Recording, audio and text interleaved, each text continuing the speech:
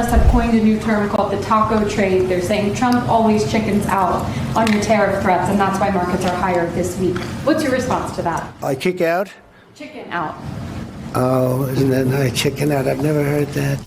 Handing out free tacos from a truck emblazoned with that very phrase, Trump always chickens out, near the RNC's Washington headquarters. Reports are that the free tacos actually ran out pretty quickly. That was a completely unrealistic promise, to state the obvious. It actually takes quite a while to negotiate these trade deals. Trump walks into a McDonald's to flip burgers. What could possibly go wrong? Turns out quite a lot. Find out how one minimum wage question left him scrambling harder than an egg on a sizzling griddle. Before we move on, I'd like to ask you a small favor. If you appreciate this content, please take a second to like this video and subscribe to the channel. Over 98% of you watch the videos without subscribing. It costs you nothing, but it makes a huge difference to us. So, did you click the subscribe button? Great, thank you so much. Now, back to the video. Picture this, Donald Trump decked out in his usual suit, but this time surrounded by the golden arches of McDonald's. Behind the counter, he awkwardly flips a burger, giving the camera his signature thumbs up. It's one of those photo ops that's trying way too hard to scream. Look, I'm just like you. You could almost hear the grease popping louder than the awkward chuckles from nearby employees. But why McDonald's? Well, the move was supposed to show him connecting with everyday Americans, but it turned into something else entirely. A chaotic mess with a dash of humiliation sprinkled on top. The headline is he got released, and that's a headline for him. He's been, as you say, the longest held guy. I think it dates to March 8th. That's a week before the whole Abrego Garcia mess. While he's been in jail, they first tried in front of this judge in New Jersey, Judge Fabriar's, this very kind of almost sinister Orwellian power. The judge said, that's just too much discretion to give the Secretary of State no reasons. I strike that down. As he worked his way through the overly staged handshakes and forced banter with employees, things took a turn when someone brought up the minimum wage. It should have been an easy moment for Trump to either stand firm on his stance or dodge with some vague rhetoric. Instead, he fumbled like someone who just dropped their ice cream cone in the parking lot. When pressed on whether he'd support raising the minimum wage, he went into one of his classic spirals, delivering a word salad about the American dream and a beautiful process. Sure, he managed to spit out a lot of words, but none of them actually answered the question. It was political dodgeball at its finest, except he clearly didn't have the reflexes for it. This wasn't the first time he's leaned into these everyman antics, and it certainly wasn't the first time they've backfired. Remember when Kamala Harris did something similar and got blasted for inauthenticity? Trump back then couldn't resist trashing her attempt at connecting with the public, but here he was, trying his hand at the same shtick and managing to pull it off even worse. The act wasn't fooling many, and judging by his struggle with that bare-bones policy question, it's clear he hadn't thought through how to turn this PR stunt into an actual political win. Something to do with not being fully forthcoming about some of the work he had done in the Middle East. So that's still the fight they're having, but it's sort of safety net, a backup assertion that he was not fully candid or he somehow falsified his entry papers when he came to the States. I don't see him as a flight risk, but he said something else, which is your now assertion of trying to deport him because of falsification of his entry papers is, quote, if you think this is just an isolated incident, you might want to think again. There's actually research that backs up how voters interpret moments like this, and it doesn't look good for stunts like Trump's. Studies show that audiences pick up on authenticity, or the lack of it, almost immediately. When a politician tries to blend in while clearly standing out like a sore thumb, it creates a disconnect. Voters see right through it. These attempts to relate often come across as pandering, which can damage trust in ways that a misstep on policy or rhetoric might not. Essentially, if you're walking into a fast food joint for the cameras, it had better look like you've at least tasted a Big Mac before. What's worse, these blunders tend to live forever online. The clips of Trump awkwardly deflecting the minimum wage question were soon making the rounds on every corner of social media. Memes were born almost instantly, from photoshopped pictures of him holding a mop instead of a burger to captions mocking the beautiful process. The internet turned his gaffe into comedy gold. To say it didn't help his case is an understatement. It practically handed critics a plate of fries loaded with material to mock his man of the people act. But this This moment wasn't just about frying burgers or frying his image. It was, in many ways, representative of a larger issue with Trump's campaign strategies. It seems like every move is defined by big promises, bigger blunders, and an even bigger fallout online. Whether it's the photo ops that flop or the speeches that rely more on sound bites than substance, these repeated stunts paint a picture not of calculated leadership, but of someone winging it and hoping for applause. Of course, the applause sometimes comes from die-hard supporters,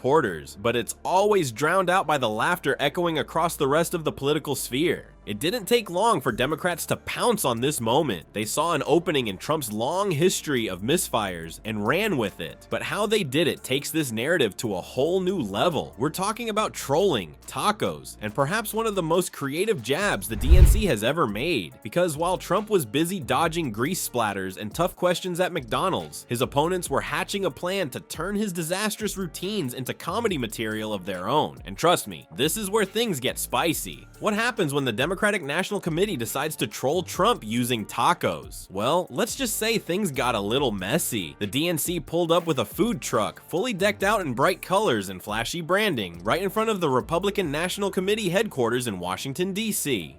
This wasn't just any taco truck. It came with a cheeky acronym, TACO, for Trump Always Chickens Out. The whole thing was meant to roast Trump's history of retreating on big decisions, particularly his trade tariffs, and make a quick headline at his expense. What they didn't bank on? The very public backlash that followed, because politics and tacos, it turns out, don't always mix. At first glance, it seemed like a clever jab. The truck parked right outside symbolized, or tried to, a mobile protest against Trump's tariff policies and his tendency to make big threats without following through. It was essentially political street theater with guacamole on the side. Naturally, social media couldn't resist sinking its teeth into the spectacle, sparking a whirlwind of reposts, comments, and of course, insults. Conservatives wasted no time skewering the DNC over the stunt, calling it pathetic and tone deaf. In a particularly awkward twist, the truck didn't even fully hit its target. It missed the RNC building by a block and ended up parked near a church instead. Mike Marinella, spokesman for the National Republican Congressional Committee, went straight for the jugular, mocking the DNC for failing to even execute their petty trolling accurately.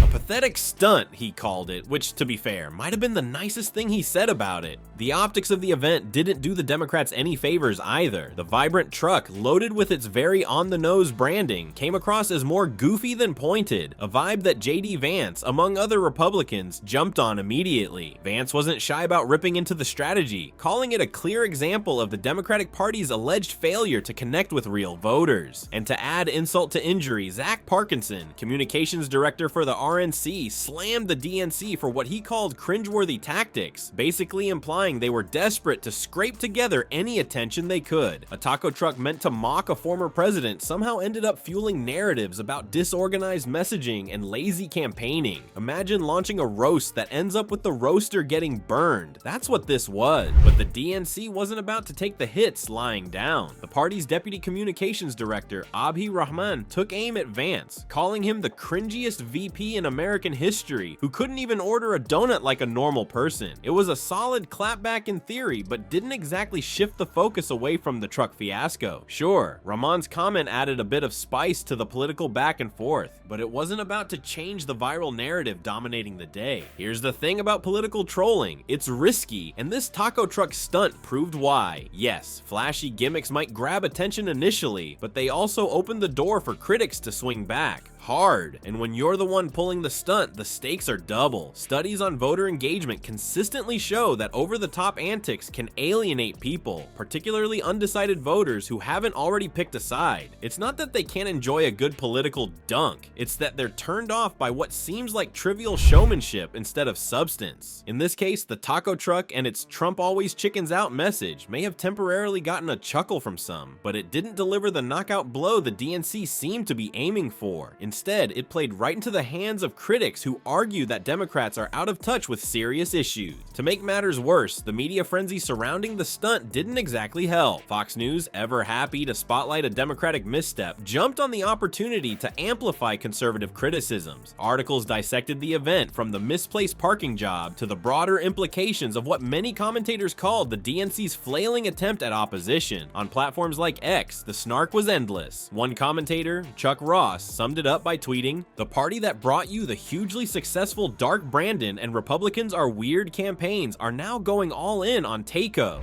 The sarcasm was cutting, and the message was clear. This wasn't a win for the DNC. The irony, of course, is that the event's original purpose was to mock Donald Trump for his own inconsistencies and PR fumbles. It was meant to put the magnifying glass on his past blunders, like his proclamations about raising tariffs that often evaporated faster than a puddle in July. But instead, it exposed cracks in the Democrats' own political strategy. Rather than being remembered as a sharp takedown of Trump, the stunt became a case study in why politics and props don't always play well together. In the end, the taco truck might have rolled away, but the fallout it left behind lingered. Conservatives claimed the DNC showed their weakness. Liberals probably walked away thinking, okay, maybe less tacos, more talking points next time. Still, while Democrats stumbled with this, Trump's track record of public blunders continued to feed the internet meme machine, reminding everyone that he's got plenty of taco truck moments of his own. But what happens next adds a serious weight to this saga, as a legal ruling has just taken all this chaos and dragged it into a courtroom drama. And trust me, this one packs a punch. When a judge gets involved, Trump's usual stunts of delay and distraction don't just flop, they collapse completely. This time, Judge Tanya Chutkan delivered a blow that left Trump's legal team scrambling in a way that even their best debate dodges couldn't fix. Trump's lawyers had been working overtime, desperately trying to delay the release of incriminating documents related to his alleged interference in the 2020 election. They argued that unsealing them would look like election interference, an ironic twist coming from someone slap dab in the middle of an election interference case. But Judge Chutkan wasn't buying it, and her ruling threw a massive wrench into Trump's already chaotic campaign. There was also Trump's infamous speech on the Ellipse right before the Capitol riot and fundraising emails that raised questions about whether his campaign profited from the chaos. If Trump's team had been hoping to avoid another news cycle where his actions on January 6th were front and center, well, that plan disintegrated faster than his burger charming act at McDonald's. The timing of the document release was another bitter pill for Trump to swallow. With the 2024 campaign ramping up, every legal setback feels like another landmine on his path. There's already speculation swirling about what these documents might reveal, and more importantly, why Trump was so desperate to keep them under wraps. Legal analyst Lisa Rubin didn't hold back when she said the level of effort by Trump's team to prevent the unsealing suggests they knew what was in those files could be devastating. You don't work that hard to keep something hidden unless what's buried is worse than the fallout of fighting to suppress it.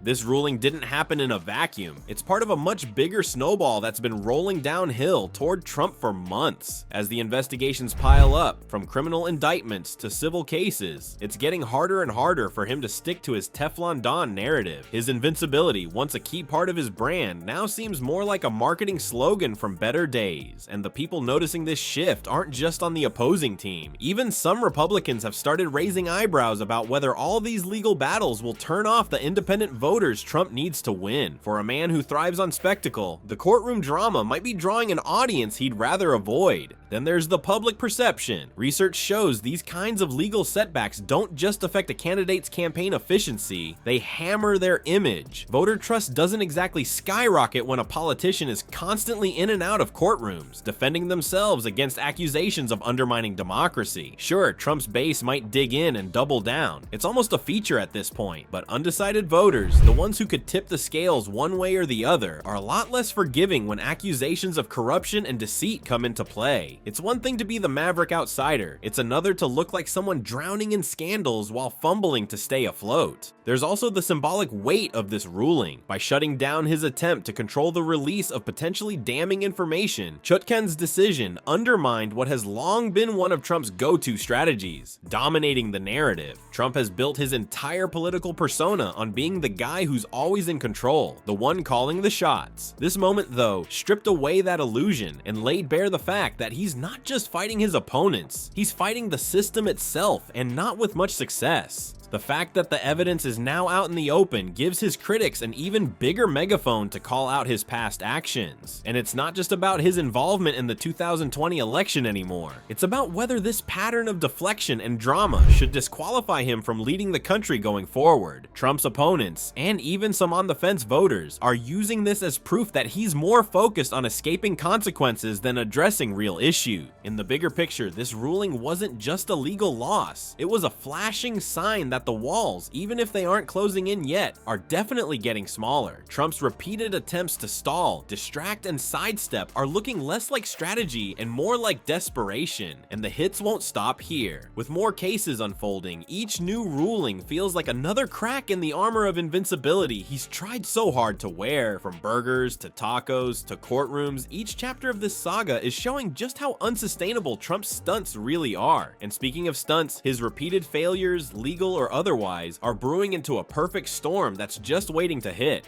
Trump's stunts, whether it's flipping burgers at McDonald's or scrambling to suppress court documents, always seem to backfire. The bold moves he hopes will control the narrative, they blow up instead, leaving him juggling more memes than support. MSNBC has noted that these stunts often feel like desperate attempts to hold on to relevance, but they only amplify his woes. His failure to adapt is feeding into the narrative of chaos, not strength. So here's the real question: when does showmanship stop being a strategy? As Trump scrambles to clean up, we'll be right here, watching, laughing, and maybe ordering tacos.